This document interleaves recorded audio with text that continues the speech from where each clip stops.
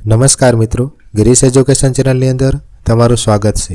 મિત્રો, આજના વિડીયોની અંદર આપણે ધોરણ 6 વિષય વિજ્ઞાન એકમ નંબર 2 વસ્તુઓના જૂથ બનાવવા આ એકમ 2ના કુલ 35 MCQ પ્રશ્નોની ચર્ચા આપણે આજના વિડીયોની અંદર કરશું। તો ચાલો આપણે આજનો વિડીયો શરૂ કરીએ। પ્રશ્ન નંબર 1, આકારમાં ગોળ હોય તેવી વસ્તુઓનું સાચું જૂથ કયું છે?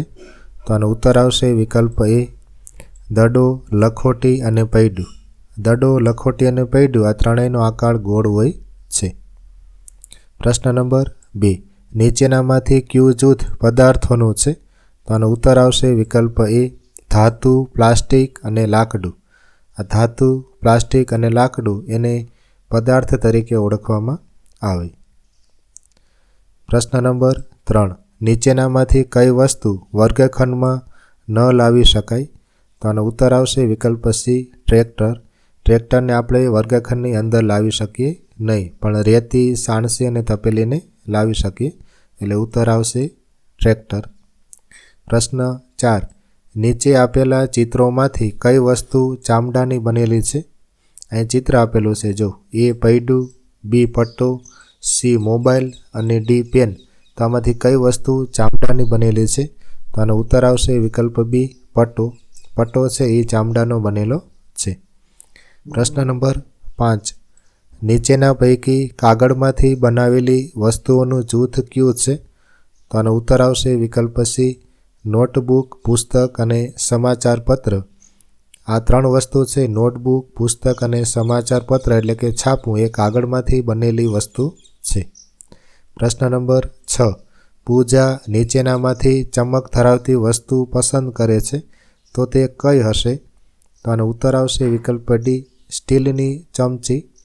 આ લાકડાની પટ્ટી ન હોઈ શકે કારણ કે ચમક ધરાવે નહીં, ઈંટ પણ ન હોઈ શકે અને કાગળની હોડી પણ ન હોઈ શકે, એટલે આપણો ઉત્તર આવશે વિકલ્પ D, સ્ટીલની ચમચી।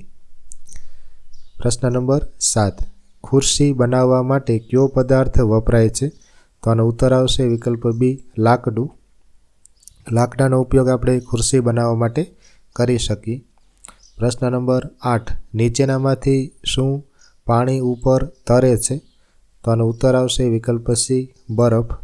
આ પથ્થર પાણીમાં ડૂબી જાય, મીઠું ઓગળી જાય અને લોખંડ છે એ પાણીમાં ડૂબી જાય, તો આપણો ઉત્તર આવશે વિકલ્પ C, બરફ। બરફને તમે બરફના ટુકડાને પાણીમાં નાખો તો એ પાણી ઉપર તરે। પ્રશ્ન નંબર 9, જે વસ્તુ ધાતુમાંથી બનેલી હોય તે ખાલી જગ્યા ગુણધર્મ ધરાવે છે? તો આનો ઉત્તર આવશે વિકલ્પ A, ચમક ધરાવે છે। જે વસ્તુ ધાતુમાંથી બનેલી હોય તો તે વસ્તુ ચમક ધરાવે છે। પ્રશ્ન નંબર 10, જે પદાર્થોને હાથ વડે દબાવવાથી સરળતાથી દબાઈ જાય તેને કેવો પદાર્થ કહેવાય?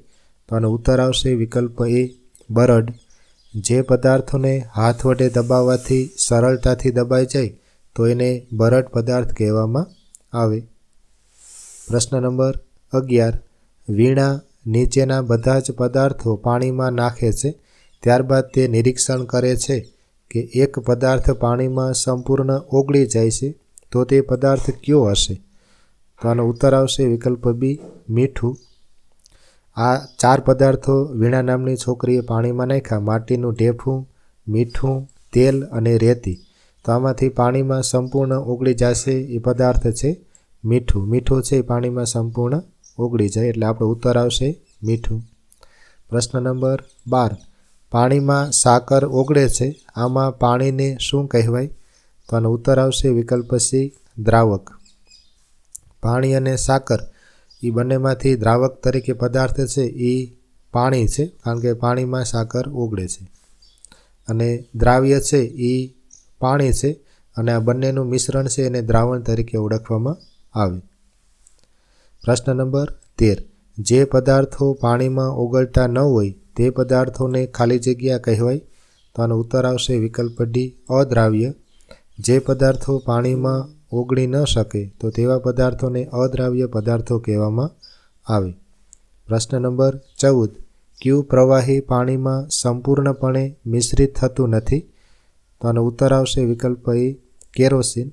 કેરોસીન છે એ પ્રવાહી છે એ પાણીમાં સંપૂર્ણપણે મિશ્રિત થાય નહીં, પાણીની અંદર તમે કેરોસીન નાખો તો કેરોસીન છે એ ઉપર તમને દેખાશે, સંપૂર્ણ મિશ્રિત થાય એટલે કે સંપૂર્ણ ભેગું થાય નહીં. પ્રશ્ન 15. પાણીમાં સંપૂર્ણપણે ઓગળતા પદાર્થનું જૂથ કયું છે? તો આનો ઉત્તર આવશે વિકલ્પ એ, મીઠું, સાકર અને ફટકડી. આ 3 પદાર્થો છે, મીઠું છે, સાકર અને ફટકડી, એ પાણીની અંદર સંપૂર્ણપણે ઓગળી જાય છે. પ્રશ્ન 16. જે પદાર્થોમાંથી પ્રકાશ સરળતાથી પસાર થઈ શકે તેવા પદાર્થોને શું કહેવાય? તો આનો ઉત્તર આવશે વિકલ્પ સી, પારદર્શક પદાર્થો. જે પદાર્થોમાંથી પ્રકાશ સરળતાથી પસાર થઈ શકે તો એ પદાર્થોને પારદર્શક પદાર્થો કહેવામાં આવે. પ્રશ્ન 17.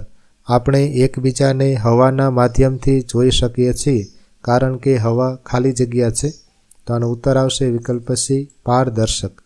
આપણે એકબીજાને હવાના માધ્યમથી જોઈ શકીએ કારણ કે હવા પારદર્શક છે. પ્રશ્ન 18. જે પદાર્થની આરપાર ન જોઈ શકાય તેવા પદાર્થોને શું કહેવાય? તો આનો ઉત્તર આવશે વિકલ્પ બી, અપારદર્શક. જે પદાર્થની આરપાર આપણે ન જોઈ શકીએ તેવા પદાર્થને અપારદર્શક પદાર્થ કહેવામાં આવે. પ્રશ્ન 19. નીચેનામાંથી અપારદર્શક પદાર્થનું કયું જૂથ સાચું છે? તો આનો ઉત્તર આવશે વિકલ્પ ડી, લાકડું, લોખંડ અને દિવાલ. આ 3 પદાર્થો છે એ અપારદર્શક પદાર્થો છે. લાકડાની આરપાર આપણે ન જોઈ શકીએ, લોખંડની આરપાર પણ ન જોઈ શકીએ અને દિવાલની આરપાર પણ આપણે જોઈ શકીએ નહીં. પ્રશ્ન 20. પારભાષક પદાર્થોનું જૂથ જણાવો. તો આનો ઉત્તર આવશે વિકલ્પ એ, ડહોળું પાણી અને દૂધિયો કાચ. જે પદાર્થની આરપાર આપણે ઝાખું જોઈ શકતા હોય તો એને પારભાષક પદાર્થ કહેવાય. તો એમાં ડહોળું પાણી અને દૂધિયો કાચ એ સાચો ઉત્તર છે. પ્રશ્ન 21. દિલ્હીમાં સવારમાં ખૂબ જ ધુમ્મસ હોવાથી સ્પષ્ટ જોઈ શકાતું નથી, તો તમે ધુમ્મસને શું કહેશો? તો આનો ઉત્તર આવશે વિકલ્પ સી, પારભાષક પદાર્થ. સવારની ધુમ્મસમાં આપણે સ્પષ્ટ જોઈ શકીએ નહીં તો ધુમ્મસ છે એ પારભાષકમાં આવશે. પ્રશ્ન 22. તમે અરીસામાં પોતાનો ચહેરો જોઈ શકો છો પરંતુ તેની પાછળ રહેલ વસ્તુને જોઈ શકતા નથી કારણ કે? તો આનો ઉત્તર આવશે વિકલ્પ સી, અરીસો અપારદર્શક પદાર્થ છે. અરીસામાં આપણે આપણો ચહેરો જોઈ શકીએ પરંતુ અરીસાની પાછળ રહેલી વસ્તુને જોઈ શકતા નથી કારણ કે અરીસો અપારદર્શક પદાર્થ છે. પ્રશ્ન 23. ચાંદી માટે શું સાચું નથી?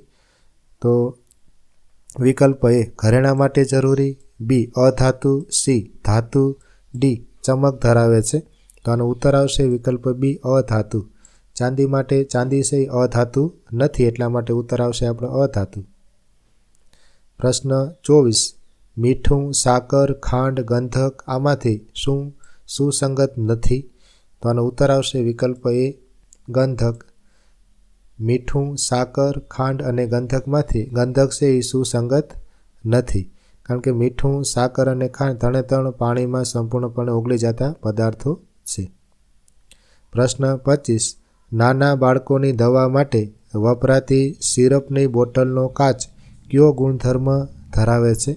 તો આનો ઉત્તર આવશે વિકલ્પ સી, પારભાષક. નાના બાળકોની દવા માટે વપરાતી સિરપની બોટલનો કાચ પારભાષકનો ગુણધર્મ, એની આરપાર ટૂંકમાં આપણે ઝાખું જોઈ શકાય એને પારભાષક પદાર્થ કહેવામાં આવે. પ્રશ્ન 26. ગુણધર્મની દ્રષ્ટિએ અલગ હોય તેવો પદાર્થ જણાવો. તો આનો ઉત્તર આવશે વિકલ્પ બી, રેતી. કારણ કે લોખંડ, સોનું અને તાંબુ છે એ ધાતુમય પદાર્થો છે જ્યારે રેતી છે એ ધાતુ કહેવાય નહીં. પ્રશ્ન 27. પૂજા તેના ખાનામાં રહેલ વસ્તુઓને 2 અલગ જૂથમાં ગોઠવવા માગે છે તો તેને નીચેનામાંથી અલગ પડતી વસ્તુ શોધવામાં મદદ કરો. તો આનો ઉત્તર આવશે વિકલ્પ બી, કંપાસ. કારણ કે ચોપડી, નોટબુક અને સ્વાધ્યાય પોથી એ કાગળમાંથી બનેલી વસ્તુ છે અને જ્યારે કંપાસ છે એ કાગળમાંથી બનેલી વસ્તુ નથી એટલે આપણો ઉત્તર આવશે કંપાસ. પ્રશ્ન 28. શરબતમાં ઓગળેલી ખાંડને શું કહેવાય? તો આનો ઉત્તર આવશે વિકલ્પ સી, દ્રાવ્ય પદાર્થ. શરબતની અંદર ઓગળેલી ખાંડને દ્રાવ્ય કહેવામાં આવે. પ્રશ્ન 29. કયું પ્રવાહી પાણીમાં અદ્રાવ્ય છે? તો આનો ઉત્તર આવશે વિકલ્પ એ, કેરોસીન. કેરોસીન છે એ પાણીમાં અદ્રાવ્ય છે એટલે કે પાણીમાં સંપૂર્ણપણે ઓગળે નહીં. પ્રશ્ન 30. સંતૃપ્ત દ્રાવણમાં વધુ મીઠું ઉમેરતા ખાલી જગ્યા થશે? તો આનો ઉત્તર આવશે વિકલ્પ સી, તે દ્રાવ્ય થશે નહીં. સંતૃપ્ત દ્રાવણમાં વધારે આપણે મીઠું ઉમેરીએ તો તે દ્રાવ્ય એટલે કે એમાં ઓગળશે નહીં. પ્રશ્ન 31. તમે તમારા શરીરની વૃદ્ધિ અને તંદુરસ્તી માટે કયા જૂથમાં દર્શાવેલ ખોરાક નિયમિત લેશો? તો આનો ઉત્તર આવશે વિકલ્પ બી, ચણા, બાજરી અને ઘી. આપણા શરીરની વૃદ્ધિ અને તંદુરસ્તી માટે આપણે ચણા, બાજરી અને ઘીનો સમાવેશ નિયમિત ખોરાકમાં કરશું. પ્રશ્ન નંબર 32. અહીં આપેલા મિશ્રણના ઉદાહરણમાંથી અલગ પડે છે, તો આપણે અલગ પડી ગોતવાનું છે. તો આનો ઉત્તર આવશે વિકલ્પ એ, પાણી અને મધ. પાણી અને મધ છે એ જો પાણી અને કેરોસીન, પાણી અને સિંગતેલ, પાણી અને ઘી, આ ત્રણેય પદાર્થો છે એ પાણીમાં અદ્રાવ્ય છે અને પાણી અને મધ છે એ પાણીમાં દ્રાવ્ય થઈ જાય, એટલે પાણી અને મધ આપણો ઉત્તર આવશે. પ્રશ્ન 33. બાથરૂમની બારીમાં કાચ સામાન્ય રીતે કેવો હોય છે? તો આનો ઉત્તર આવશે વિકલ્પ સી, પારભાસક. બાથરૂમની બારીમાં કાચ સામાન્ય રીતે પારભાસક હોય છે. પ્રશ્ન 34. કુસુમબેનના ઘરની બારી બંધ છે છતાં બીજી બાજુ સ્પષ્ટ જોઈ શકે છે, તો તે બારી કયા જૂથમાં આવશે? તો આનો ઉત્તર આવશે વિકલ્પ બી, પારદર્શકમાં આવશે. કારણ કે બારીની બીજી બાજુ સ્પષ્ટ જોઈ શકાય તો એ બારીનો કાચ પારદર્શક હશે. પ્રશ્ન 35. છેલ્લો પ્રશ્ન. પાણીના વધવાની સાથે પાણીમાં દ્રાવ્ય પદાર્થની દ્રાવ્યતા ખાલી જગ્યા થાય છે? તો આનો ઉત્તર આવશે વિકલ્પ એ, વધે છે. પાણીના વધવાની સાથે પાણીમાં દ્રાવ્ય પદાર્થની દ્રાવ્યતા છે એ વધે છે. જો આ વિડીયો મિત્રો તમને ઉપયોગી થયો હોય તો આ વિડીયોને લાઇક કરજો, શેર કરજો, અમારા ચેનલને સબસ્ક્રાઈબ કરજો. જય હિન્દ, વંદે માતરમ, જય જય ગરવી ગુજરાત.